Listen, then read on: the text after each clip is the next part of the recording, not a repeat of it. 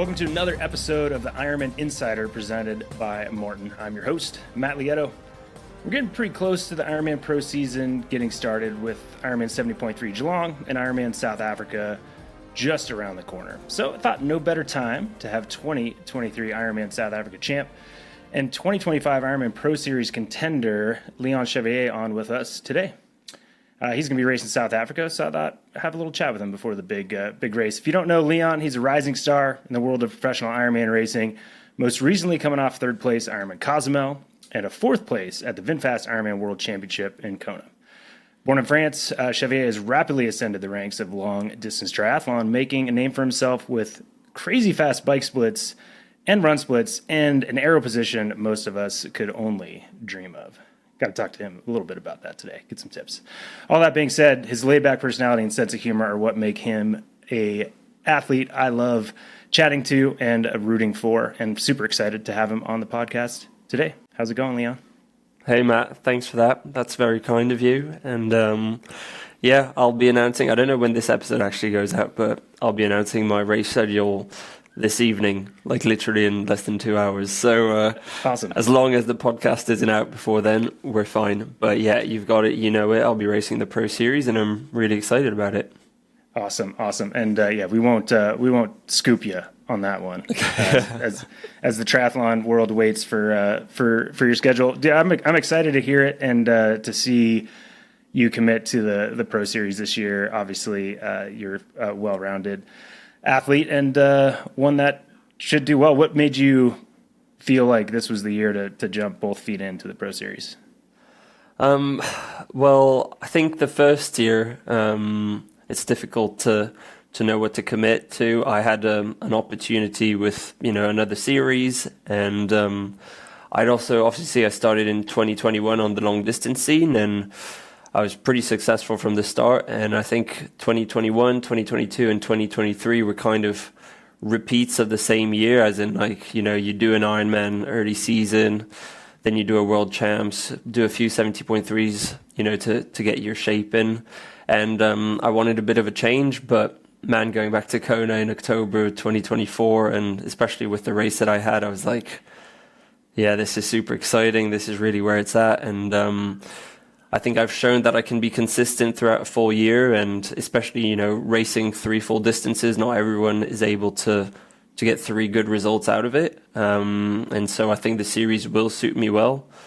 But then, yeah, it's a whole other thing. You've got to do 5 pretty good races, and this year more than ever it's going to be super stacked. I think we've got the top 4 from Kona committed to the series, and obviously all the other guys who maybe didn't do as well as they hoped to in Kona but are still super strong. And yeah, it's going to be exciting for the fans, for the athletes. I don't know if it's going to be exciting or difficult, but yeah, I'm up for the challenge, and it's coming up really soon, so I'm looking forward to it. That's sweet, man. And yeah, to me, it was fun, obviously, watching the series kind of unfold and, watching Kat and Barnaby have the seasons that they did. But seeing the athletes in the series as the season went on race differently, right? Or at least look at the races differently. Maybe the execution of each race wasn't that different, but the mindset going in and the awareness of the other athletes was definitely something that was different. You excited about that kind of aspect change in your season? Yeah, for sure. The rankings, they get a bit more defined as the year goes on, and obviously, as the season progresses, you're starting to maybe run out of options if you've had a bad race. We saw Patrick at the start of the season. He had 2 really, I wouldn't even say mediocre, I'd say bad 70.3s. Yeah. But you got that feeling that he was literally just ticking them off and just getting those points. But then he was so good at the actual Ironmans where all the points are, and then winning the World Champs and with that commanding lead. So obviously, yeah, you got to pick your battles. And yeah, by the end of the year, it was so funny. After Kona, you've got the people who are rinsed from racing already so much throughout that year, and then others who are yeah, I'm going to do another race in Australia, and I'm just going to prolong the season, and I need to finish 10 seconds ahead of this person and they need to not beat this other guy. So it's really intriguing. And I think, that 70.3 Western Australia had a lot of focus on it when it wouldn't necessarily in previous years, but I think that's the whole point of the series, and seeing it really be fought out till the end with the last race in Taupo. Kat, obviously, she had it secured. She obviously needed a good race, but we didn't doubt that she would. But on the men's side, with Matthew and Gregory still fighting it out, it was really interesting to follow. And I think for the fans, it's great. For the athletes, it's also that extra incentive to keep pushing until the end of the year. We'll see how it works out, year on year. Like, if you're able to still race hard in December, how does it affect your following season and all of that? But yeah, I'm going to hope I just need 5 races. I win all 5 of them and then I'm sorted. But it's never that easy. No, it's might not be. And yeah, I was going to ask you kind of your planning going in. Do you have 6 races or backup, or you plan on your 5 races, do the best you can, and that's your bid for the Pro Series? It's difficult, isn't it? Because I've got 2 big goals for 2025. One of them is the World Champs in Nice. I obviously did pretty well in 2023 when we were last there, and I think my race in Kona in 24 showed that I could, I'm inching closer to the podium, and hopefully I can actually land on it this year, if not at the top. I feel like I'm progressing surprisingly well, actually, in training, and so the big goal is going to be those World Champs, but at the same time, the series, you need to keep an eye on it, and I think if you were to win the World Champs and have a terrible Pro Series, you wouldn't be disappointed. And likewise, I think if you won the Pro Series, and I guess you'd probably need a good World Champs to still feature in the Pro Series. I love this concept of the duel. It's kind of like in alpine skiing, they've got the World Cup and the World Champs, and they are 2 different things to pursue. And one is going to reward the athlete that shows up on the day, and the other is the one that can be strong throughout. For me, I'm going to hope that I just need the 5 races. There's a bit of a contingency plan with potentially 70.3 Swansea or Zeelandse, but I've tended in the past to just have one plan, stick to it, and usually it's rewarded me with good races at the World Champs, which is what it's all about. Yeah, and I think that can be the difficult part about the series, right? Is I think you've said that perfectly. Like, you've got those races, you got to do the best you can at those races. The series is something else, and I think at times you could see athletes looking at the series as its own thing, and then adding in races that are then going to alter the way they prep for the key A race, right? And kind of take things out. So, and you look at Matthew Marquardt wished he had one more race, right? But in the end, it's like, man, you can't say that your season would have gone the way it did if you added another race in there, and you just kind of, it takes, I think, some courage and some stick-to-itiveness to grab 5 races, do your best, and just not look outside of that, right? But I definitely had that in I think it was in 2023. I was qualified for the 70.3 World Champs in Finland, but they were, I think it was then I qualified, and then later it was announced that Kona was going to be moved to Nice and brought a full month further ahead.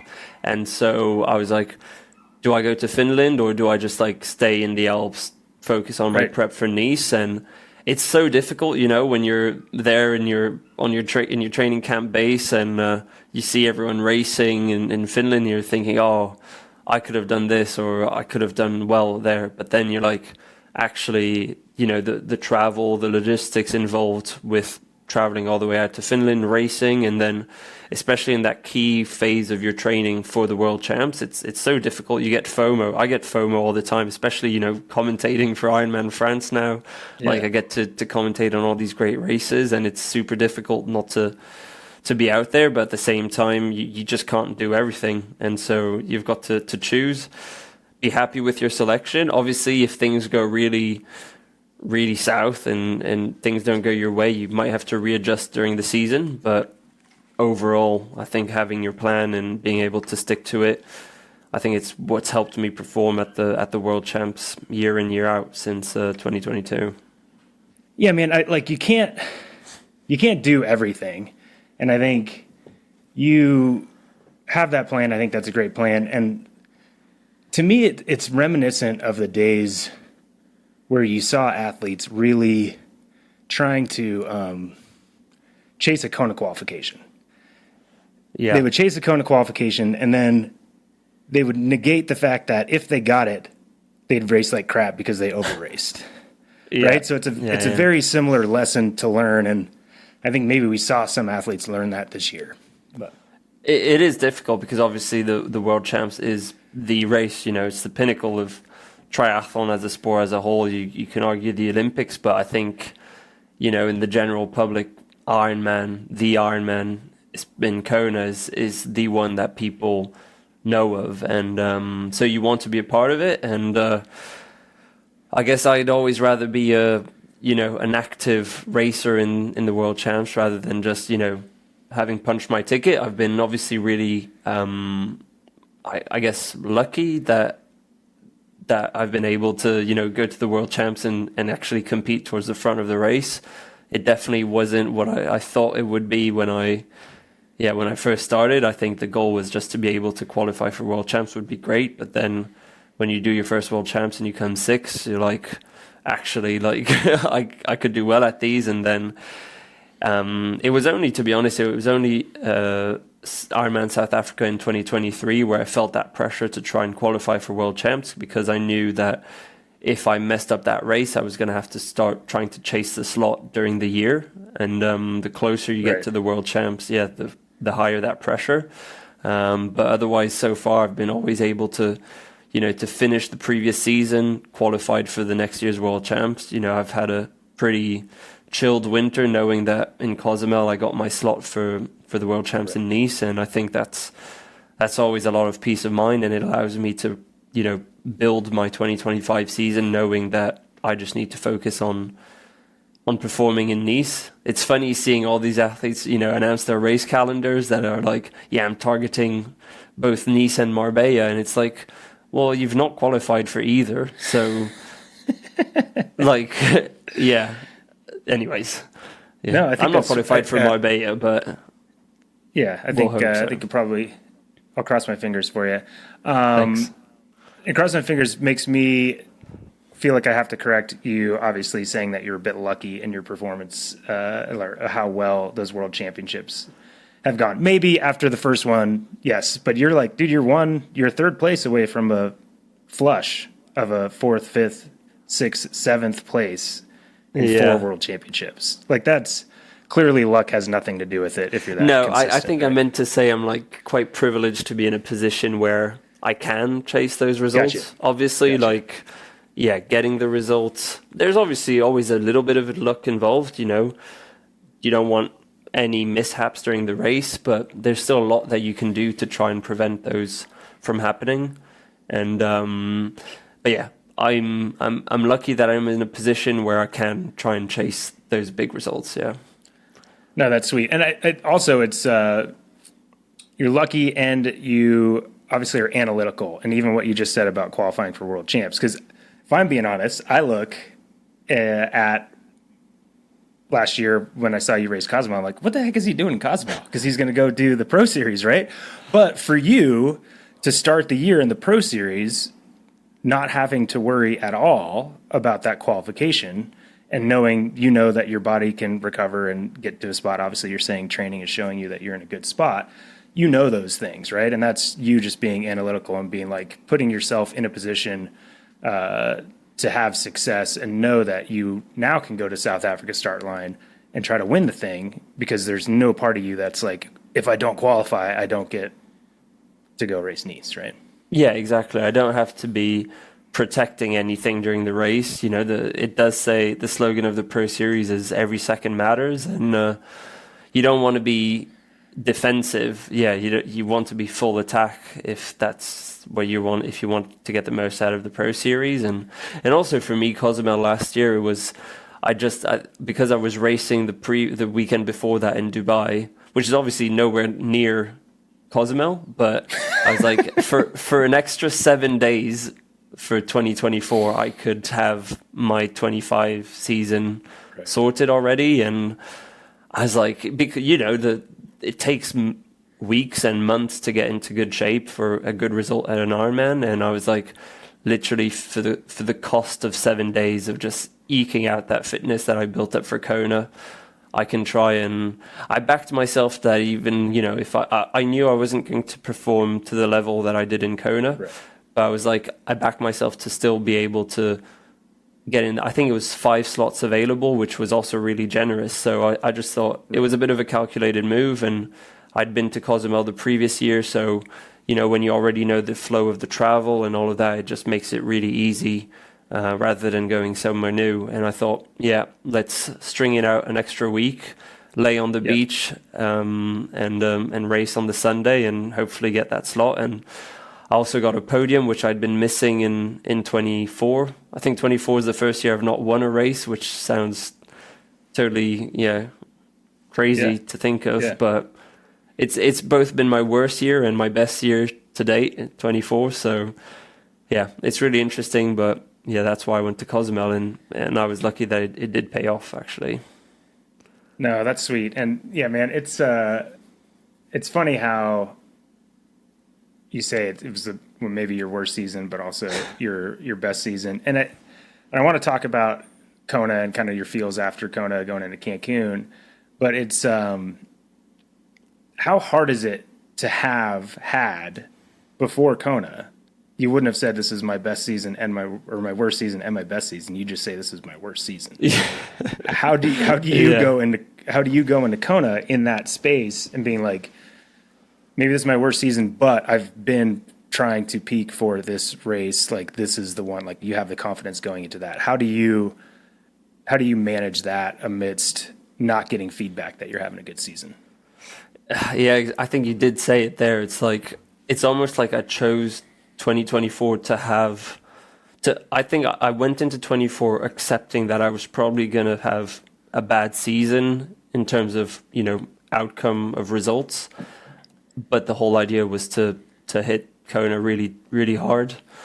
And I did manage to do that. But, as the season dragged on, and I did want to do better than I did in Roth. Roth was that race just didn't go well for me. But still, I was seeing so much progress in training, and that bad race I had in Roth, it was like I was super disappointed. And despite it being like, if you looked at the numbers and at the race, the individual parts, it was actually one of probably my best performance at the full distance. And so to be disappointed with that, I think showed that I'd made a really big step in performance with regards to my expectations.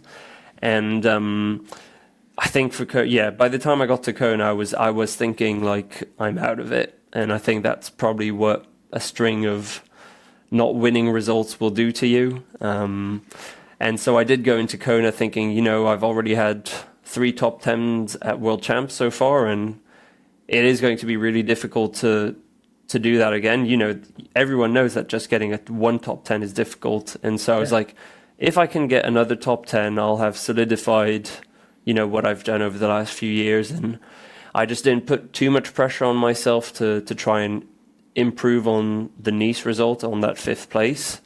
And so I went into it with, I was playing it down for myself. I didn't have the biggest expectations. And I also thought, I'm probably going to come out the water 10 minutes down and have to do the whole race on my own. And so part of that did play out. I wasn't 10 minutes down at the swim, but I did have to do the whole race on my own pretty much. And in the end, I was rewarded by, the closest I've ever been to the front of the World Champs. And actually, to be 10, 20 kilometers deep into the marathon, still on the podium, is something that I hadn't had before. And so it definitely changed my perception of what I can do. And I got a lot of confidence back from that race.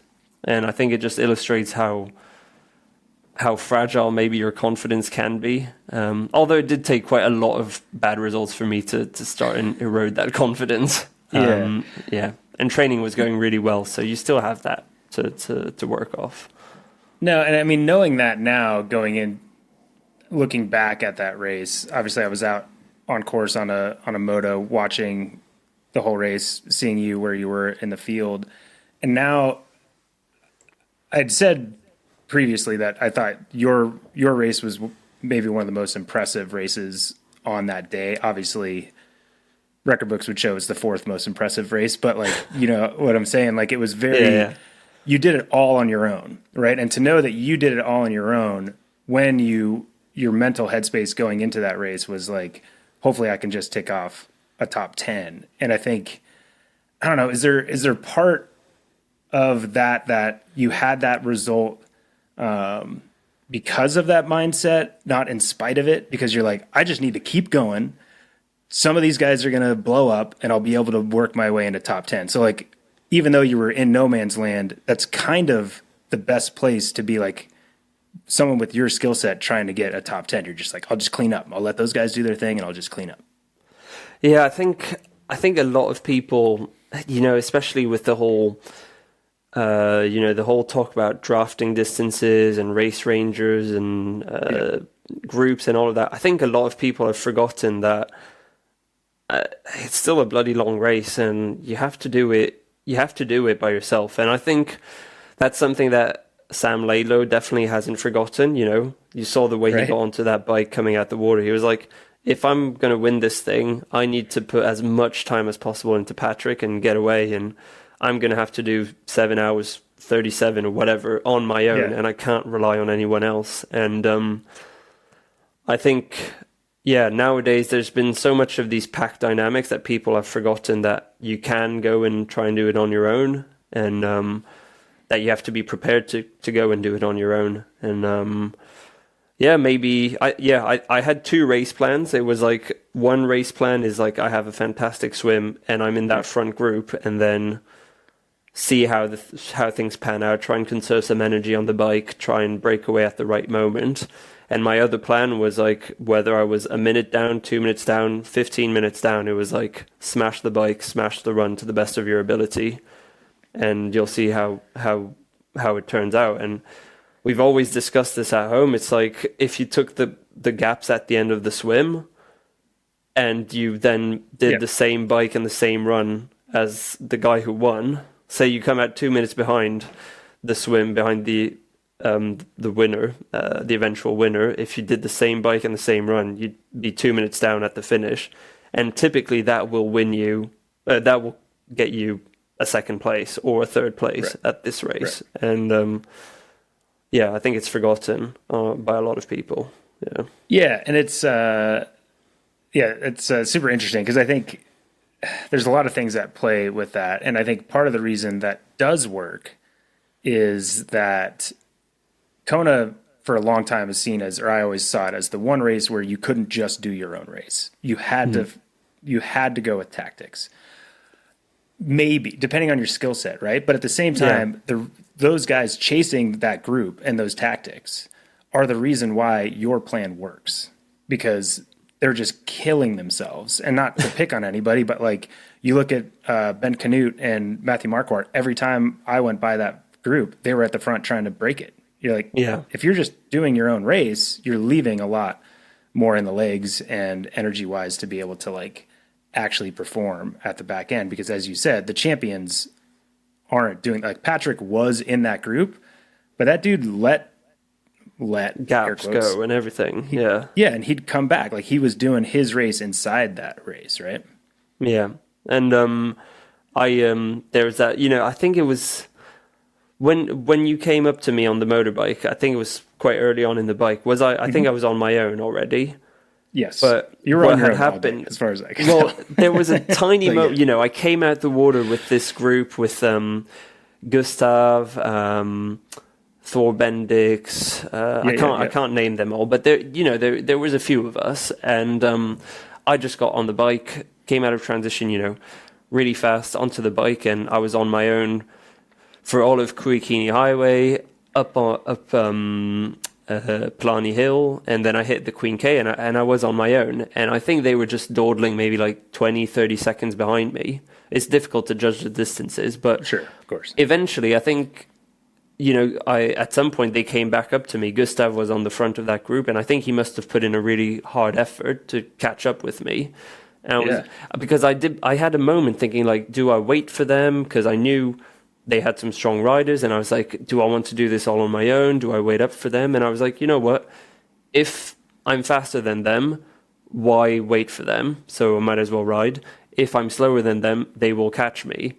And in any case, let's not try and make it too easy for them.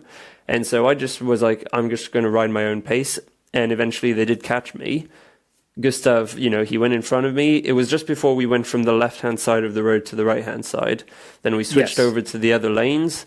And literally, Gustav, he came up to me, he passed me, and then he rode in front of me for 100 meters. And then he just pulled off to the side of the road and like kind of waved me through. And I was like, dude, you've just like caught up whatever distance it was. Like, why are you expecting me to ride faster? But I was like, you know what? I'm just going to ride it. If they stick with me, that's fine. If someone wants to come in front and take some of the workload, that's fine.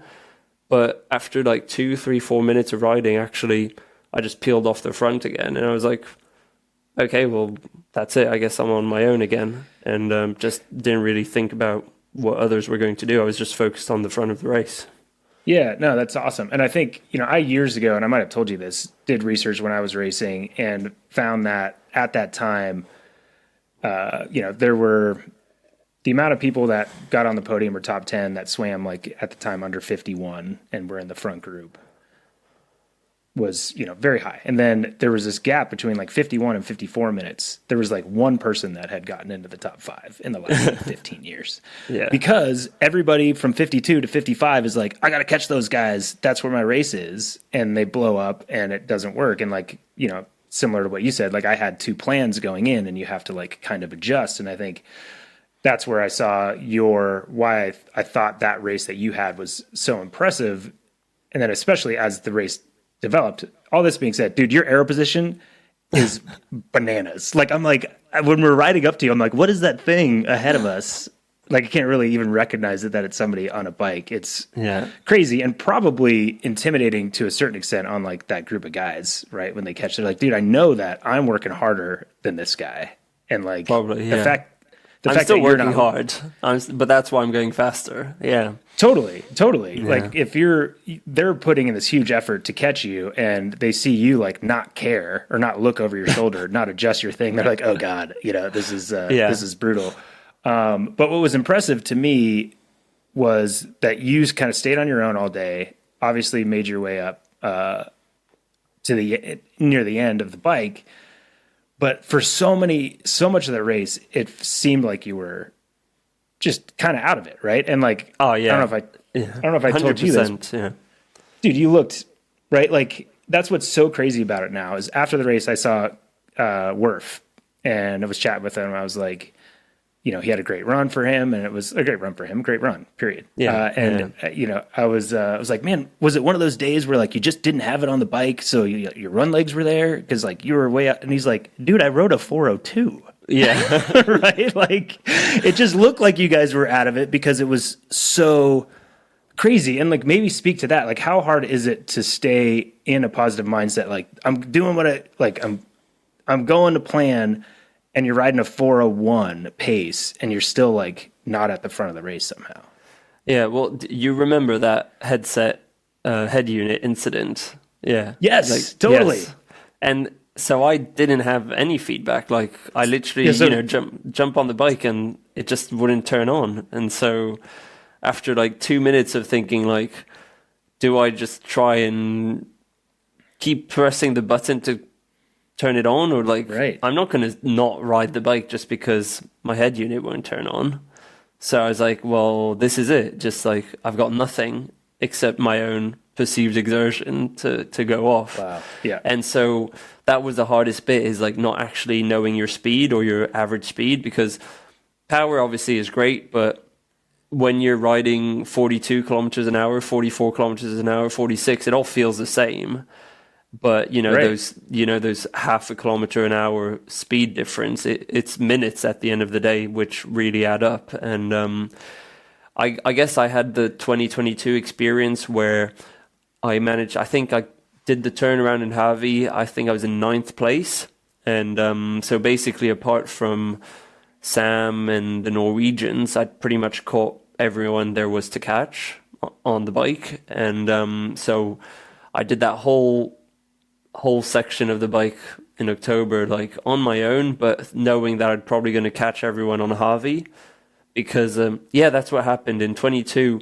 I hadn't caught many people on the Queen K, but then I started going up Hawi, and all of a sudden it was like 30 guys. I just went through 30 guys in the space of that climb, and repositioned myself within the race. Whereas this time I came out the water in a less worse position, as in I was closer in terms of numbers, I think, to the front of the race.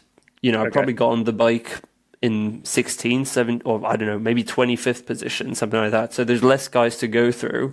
And on top of that, that front group was just moving so fast for the first half of the bike.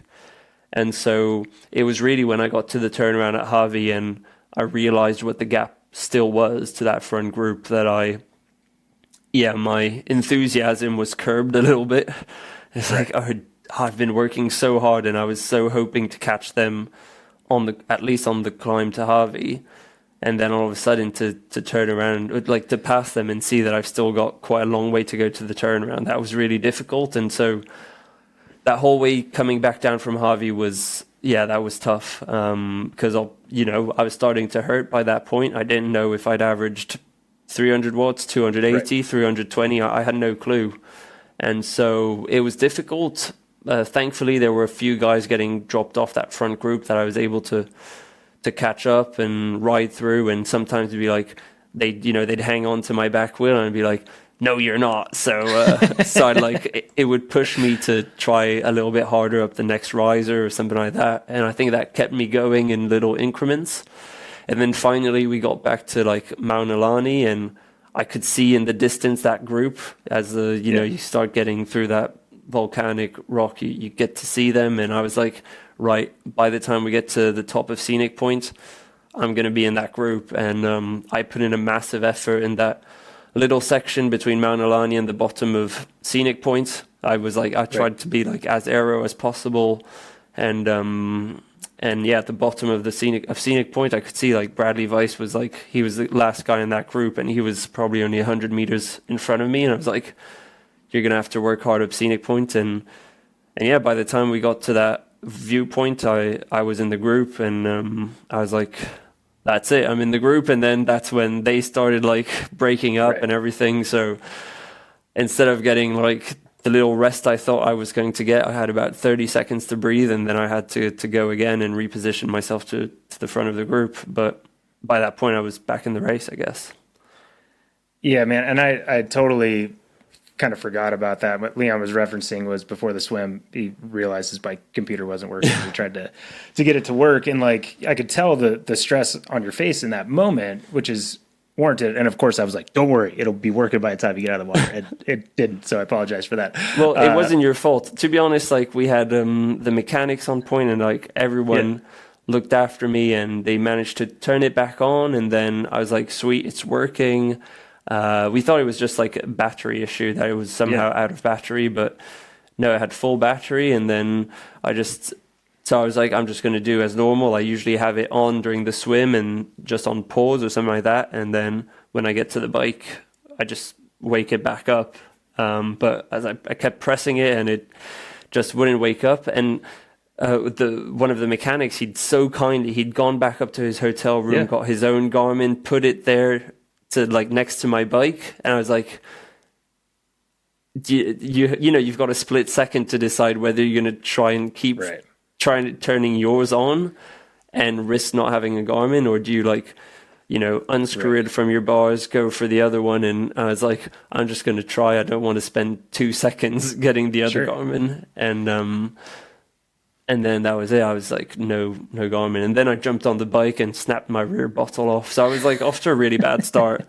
But that's what Ironman is all about. It's all about these mishaps and how you get over them. Totally. And like you never have a perfect race. It sounds like Patrick had a perfect race this year and it seemed like he did, but generally that's not the case. And that's another reason why I'm so impressed with your race, especially someone who seems to be so analytical, smart about race planning, is the chaser. Like you're kind of the worst person for their computer not to work, right? But you like got through it, right? Because like I'll do this on my own. I'll have all my data. I'll be able to figure it out. But like to me, that's impressive and maybe tells us that, you know, at sometimes that old school maybe is helpful. Maybe if you had all that information, you wouldn't have, you might have pushed 15 more watts than you thought you were capable of out there, right? Like who knows? We right? never know. Like, that's the thing. We to be honest, we would love to have the data just to know, for sure. just to know what I've done. But we'll never have it. And I don't think it changed my style of racing too much. Like I'm still very good at, even when I've got all the numbers and everything, I don't try and hold myself to a certain number until very far into the race, where I try and get my normalized power to somewhere a bit manageable. But I think I rode the bike as I usually would. It's just with the absence of feedback in terms of speed, and right. Yeah, that was a bit difficult, but yeah, there was nothing I could do about it. So yeah, that's super impressive. Yeah, so obviously that bike ride was what it was. I want to get to more things outside of Kona, obviously, as well. But it'd be remiss if we didn't talk about what, like that bike set you up to get you in a position to have the race that you did. But the way you were running got you into that second place position in the energy lab. And did Ditlev get to you before the energy lab? No, he got me. So I managed to get the turnaround in energy lab in second place, and it's when we went through that aid station coming after the turnaround. So that aid station before we get to the personal needs, that's where he came. He passed me, and Rudy, he got me just before the aid station at the top of the energy lab. The one where the helicopter blew up the tent and everything. I remember. Yeah. Yes, I remember. That was it felt like chaos. And we talked about this after the race. But it's when you say that, it's not surprising that's where it happened, because now that you've had that experience in Kona, you know that is the hottest place on earth, that section, right? Because there's this tailwind, right? So if at that point, it seemed like you were still racing with hope that Patrick was gonna have an issue. Yeah. Right. So you're trying to win the world championship. So you're on the rivet. You're doing everything you possibly can. And then not knowing that when you're going up that hill, it's like no matter what your output is, someone else is clicking up the effort level, and it's just it's brutal. So yeah, tell us about what it felt like and what you were going through up until that point, and then what that weight kind of felt like when that all kind of came down on you. Yeah, I went through a lot of emotions on the bike. On the run. To be honest, I came off the bike and my legs were totally destroyed, because obviously I'd worked super hard to get back to the group, and then somehow I broke off the front of the group with Matthew Marquardt and Minho Kulas, and so it's not. Sometimes I try and like soft pedal the last few kilometers into transition, but this time it was like we're still on it, and like I've had 0 seconds respite throughout this whole race. And so you swing your leg off your bike, you give it to your catcher, and then like those first few strides through transition on the pier were like so tough. And also I still thought at that point that Sam was like 10 minutes up the road, that Magnus was with him and all of that. And then I get into the tent in transition, and Magnus is just sat there on a bench, like with that 1,000-yard stare. I was like, he was so cracked. What's just happened here? I was like, why is Magnus, like, it just, nothing made sense. Right. And so I just do my thing, just go through transition as quickly as possible, get onto the run. Like, it was weird being out of transition ahead of Magnus. And also in my mind, I was like, that group with Patrick, with Christian, with Rudy, Gregory Barnaby, Bradley Weiss, everyone, they're only like 90 seconds behind me. And if they're all going to start running 2:30s, and at that point I felt like I'd be lucky to break 3 hours, I was like, Right. this is going to be I'm just not even going to be in the top 10 at this point. So I was like, I'm just going to take it steady, and all of a sudden everyone's just going to rush past. And no, I was on Ali Drive and just running, and I was gaining on. I had Christian Hogenhaug that was right in front of me, so I caught him first, and then we had Robert Callan, and I was like, oh wow, I'm like podium positions here. And Meno Kulas, he'd caught up with me really quickly, and I was like, he's a big dude. And a rookie here. He's not going to sustain this pace forever. I'd obviously forgotten he'd run like a 2:35-ish in Frankfurt during the summer, so he obviously can run. Yeah. But I was just like, yeah, I shouldn't be thinking about Meno. He's not going to do well or anything.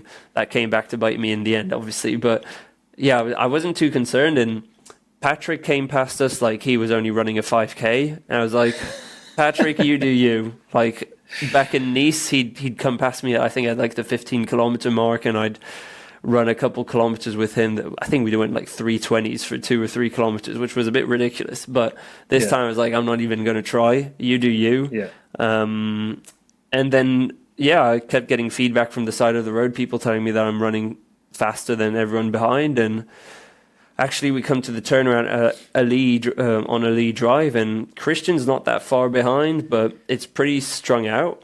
And that's when I start feeling a bit more comfortable. I'm just trying to stay easy, not push too hard. In my whole mind, I was like, I'm going to push from the turnaround in Energy Lab. And so literally I ran the whole thing. I was like super composed, and now starting to, I was back into third position basically. And I was like, well, you're probably going to podium here, and that's going to be quite a big result for you. And then all of a sudden, I passed Sam Laidlow, who was obviously not in a good place. And so it was like, oh shit, it's between Patrick and me. And the way I'd seen him start on a lead drive, I was like, he's either, have an extraordinary run, or it's going to slow down for him. And that little point, I think probably 15K into the run, where someone told me I had two successive splits from people on the side of the road, and I'm not sure you can always trust those splits, but basically I got closer to Patrick in that between those two splits. And that's when I thought, well, I'm in second here, feeling super, super comfortable, and I'm now catching Patrick, who's obviously died after trying too hard for the start. And so in my mind, I was like, right, I'm just going to go and keep the pressure on and go and get Patrick, and I'm going to win the world champs. And I guess I still had probably like an hour and a half of running to do, so it was a bit premature. And it's exactly that point, as you said, the road on the Queen K just like starts rising. You get that tailwind instead of the headwind. There's a couple aid stations a bit further apart, and I guess blew my doors in the space of 2 kilometers, went from feeling super comfortable to just running a bit hot. And then I managed to keep it together on the way down Energy Lab. And then after that turnaround, that aid station, I was like, all of a sudden I went from trying to, chase Patrick to trying to defend from Magnus and Rudy that were close behind me. And to be honest, you do that turnaround at Energy Lab and everyone's coming down the Energy Lab, and you realize like there's like 10 guys that are within that little stretch of road. And I'm like, oh, there's still so long. There's such a long way to go till you get to the finish. But I quickly went from trying to chase a world championship title to defend my place on the podium. And beyond that, just try and stay cool and able to run the last bit. And then, Magnus overtook me. Rudy overtook me. Meno even overtook me. And then we got back onto the Queen K, and I was like, I can push the last 10K now and I was going to chase Rudy all the way to the end. And there was this little bit of cat and mouse where I'd get a bit closer to Rudy, and then I'd realize, well, it's still like 30 seconds or 40 seconds, which is still really hard to get. And so I'd have a bit of a moment where I'd be like, there's no hope. And so slow down a bit. And then you get hopeful again and you start chasing harder. And it's probably what saved my 4th place, because I didn't know that Menno was still close by. And it's a 7, almost 8 hour race, but somehow you're sprinting all the way to the line. Yeah. No, and this year tough. that third through 8th group, like it was a knockdown, drag out battle. Like there were so many positions so close, that were close. And I mean, I think like listening to you say that and looking at your results, or listening to you tell kind of how that race went, and looking at your results in previous world championships, as we said, 7th, 6th, 5th, then a 4th with that result. And that being, again, you realistically at a moment thought, and you were correct in thinking that you had an opportunity to win a world championship. Would you have ever thought, with how the race went up to that point, like how much does it show you what it takes to win a world championship is obviously all this fitness and everything, but it's like, oh no, I got to like totally do my own thing and kind of not even trust my body's feedback at times, right? Like it's tricky. I've gone into this winter being like, have I been thinking this wrong this whole time? Because right. like I'm so focused on trying to get my swim better, and it's like I'm not a great swimmer, but you know, in the grand scheme of things, I'm not awful. And no. I showed in Kona that I can get back in the race, and I've done it before. In Nice, I came off the bike ahead of Patrick, minutes ahead of Patrick again, and he came second in Nice. He won in Kona, and like I'm getting off the bike ahead of a guy who's podiumed and won 2 consecutive years, and I'm like, I'm also like I'm a much better runner than a swimmer, and right. I'm so far from running close to what my running ability is in a race, and I'm like, dude, like you could try really hard to gain 30 seconds in the swim, but I think I've got the ability to be one of those 2:30 runners. And it's like, if I just did that off the bike and the swim that I can do already, then I would be podiuming every time without any issues. So I'm like, actually, should I be focusing on my run? You can't do everything at once, and it's not as easy as saying, oh, let's just run a 2:30. But yeah, it's definitely given me a bit of a new perspective on how the race is done. Yeah.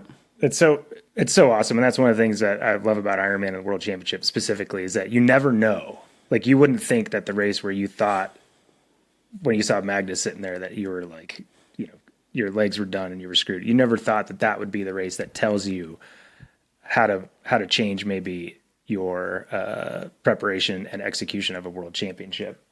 It's just so right. You never know where it's going to come from. And I think, you know, you're known also for kind of that analytical attitude going into, you know, the bike and your training specifically.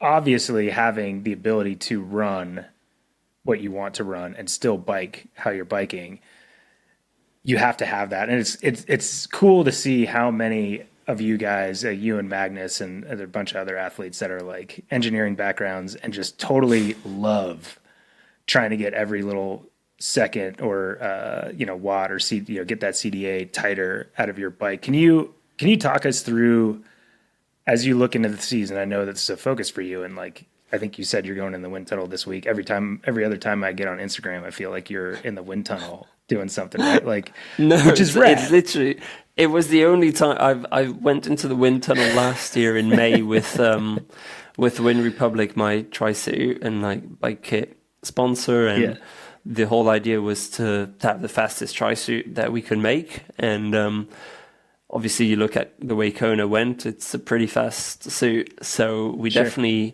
did well there, but it was all about the suit. And up to that point I'd never been in the tunnel to optimize myself or my position or my kit. And finally, a couple of days ago I was in the tunnel with Drag to Zero to work on myself, so like testing helmets, like doing all kinds of tests that I probably should have done 2 or 3 years ago. But so far I'd done a really good job with just thinking things through and getting advice from the right people, and just, yeah, obviously it was working well, but now we're getting to the point where we're trying to optimize a little bit more, and it's nice to know that we can still get some gains.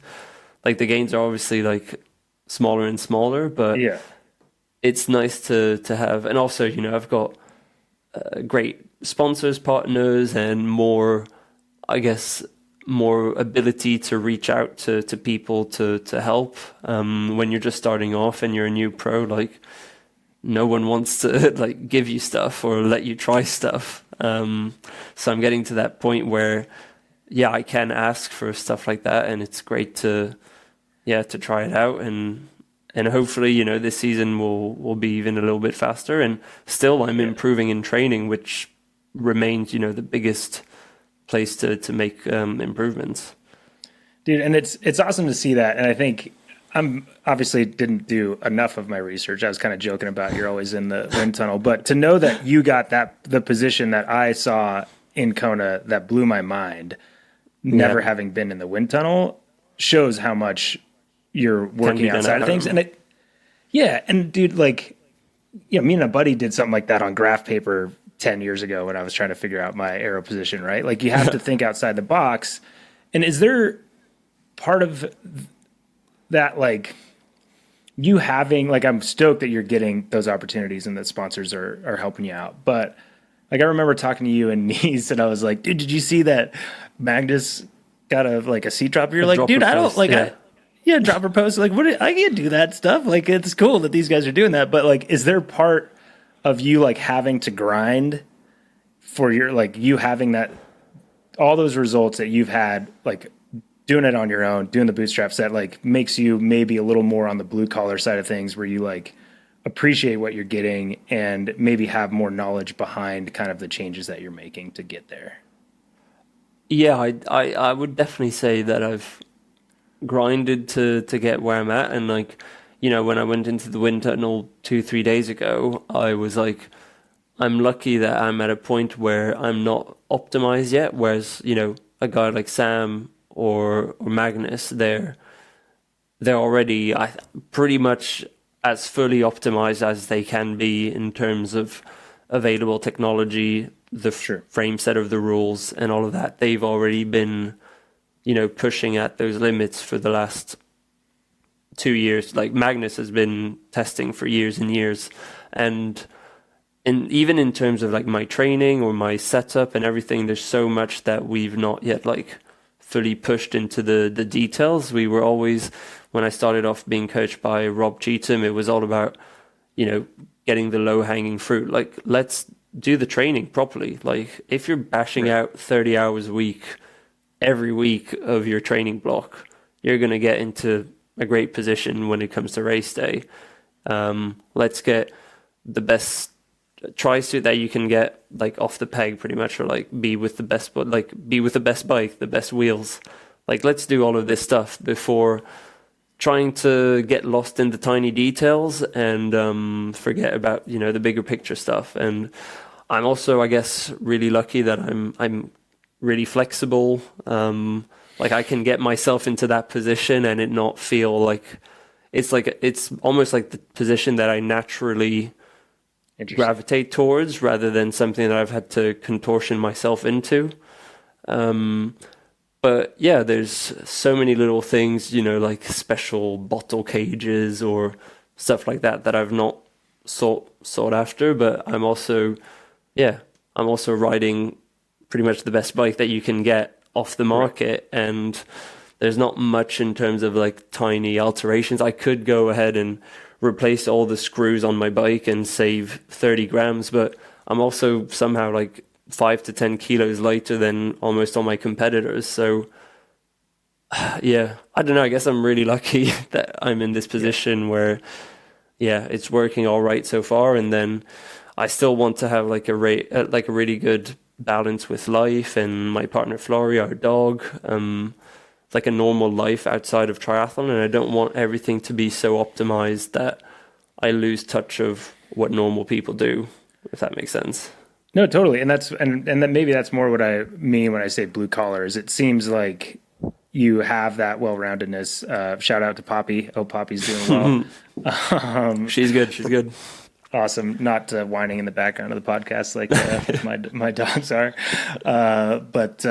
Yeah, like it seems like you have that balance, and having other parts of your life make, I don't know, it's hard. It's different personalities, right? Like, Yeah. there's no way you could do what the Norwegians are doing and be like happy and like want to do it. Yeah, right? so like this will sound really crazy to a lot of people, but yesterday, so we were Wednesday, I got in the pool at 7:45 because I've got access to like the local British Triathlon squad on Wednesday mornings. Sweet. And so usually 7:45 I'm still in bed, but on Wednesdays I get up early. Well, for me it's early. Yeah, and I get in the pool early, but then I get home and it was the day after Pancake Day, so we made pancakes. And then had a family nap. It's amazing. Watched like the Full Swing episodes on Netflix. Rad. And it was super sunny yesterday. And by this point, it's like probably like 12:30. And all I've done is this 90-minute swim. And I still have 5 hours of training to do. But so what do? I just go to the back of the garden. I just picked up some wood, so I had to chop it up and stack it up. And so I just spent an hour chopping wood and setting it out to season. And and before you know it, it's like almost 3 p.m. and I'm like, right, I should probably start my brick session now. And I did a 4-hour bike and an hour run. And I finished, it was 8 p.m., 8:15 or 8:30. But just shower, have dinner and go to bed. And but at least I got to spend some time with the families and friends, chop some wood and get in the sunshine. Nah, dude, I love it. That's what I do. Dude, that's great. And don't, I mean, you're not going to, I don't need to tell you not to change because you're not going to, because you realize that like for some people that waking up at 5, life just being triathlon works.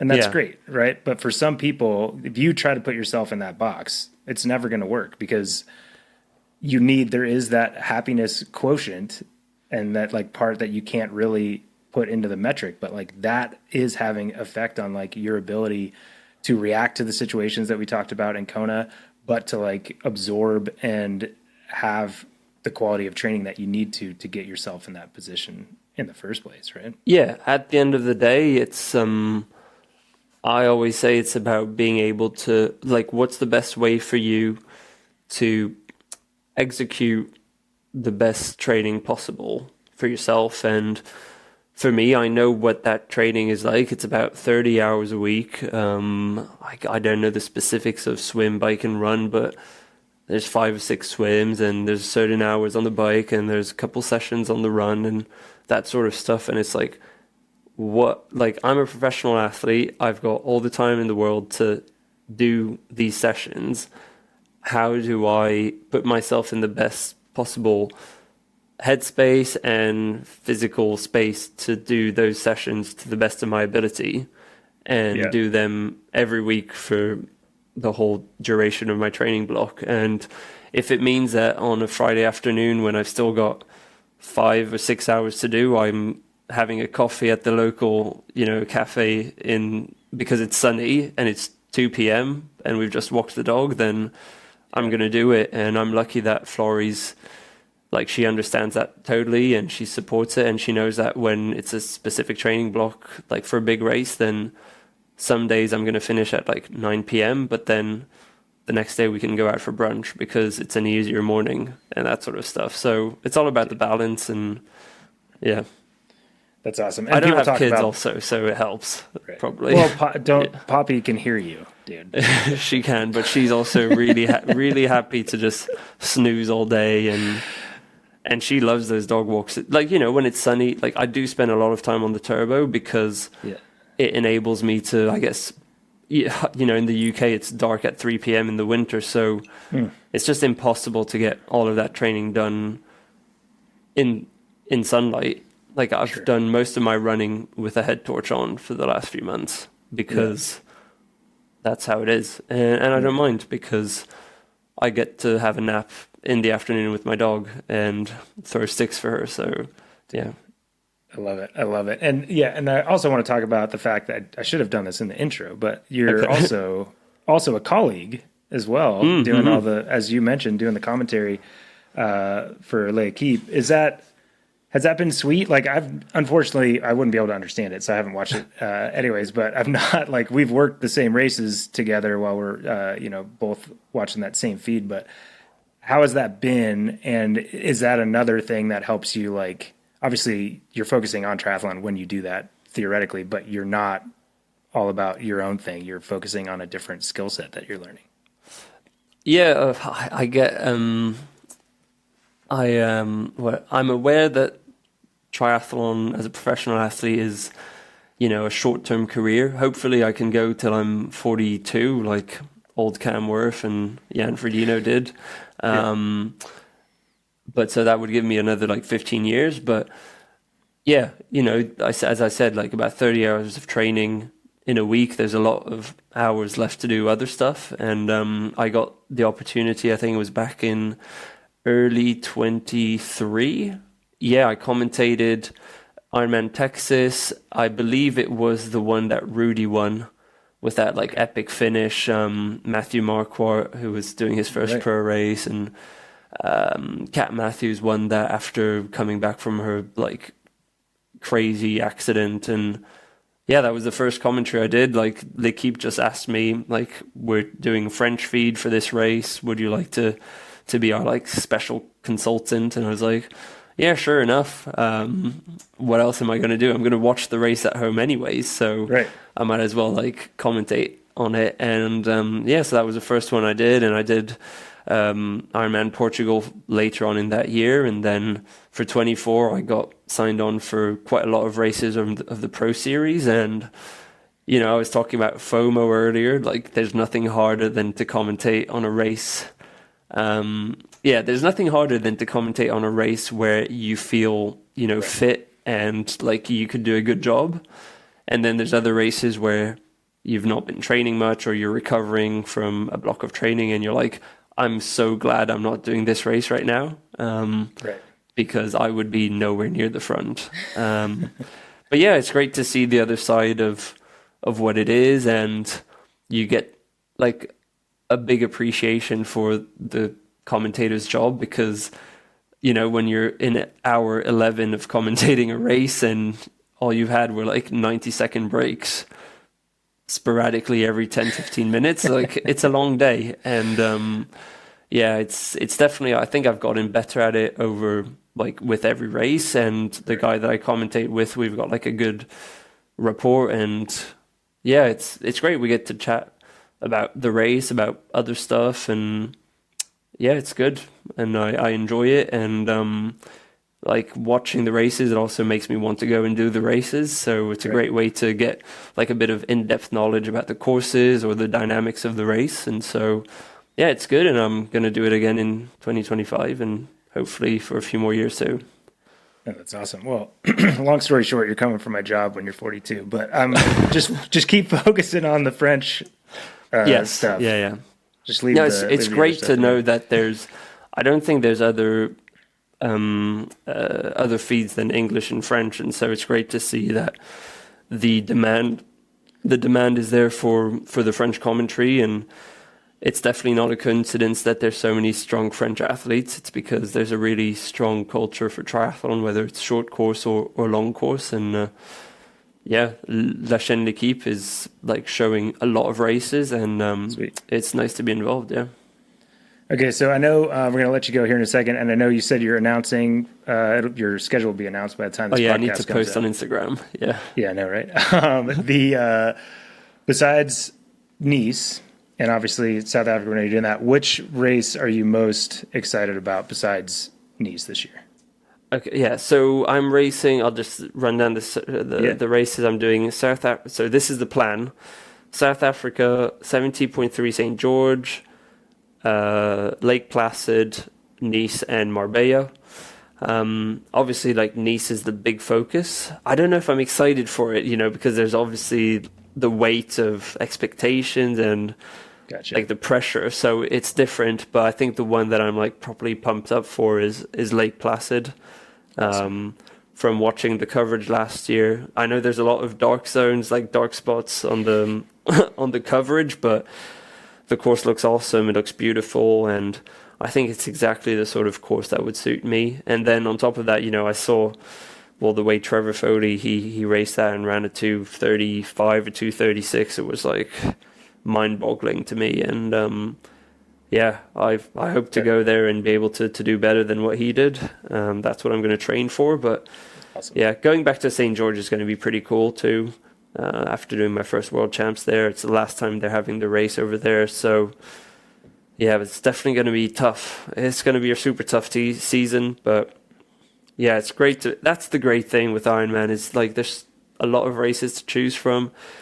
If you don't want to go back to a race, you don't go back, and if there's a race that you really like and want to go back, well, you can just go back and do it, and you've got that freedom to choose. And yeah, and so many different courses for different strengths, and yeah, you're gonna love Placid, and yeah, that is a tough course.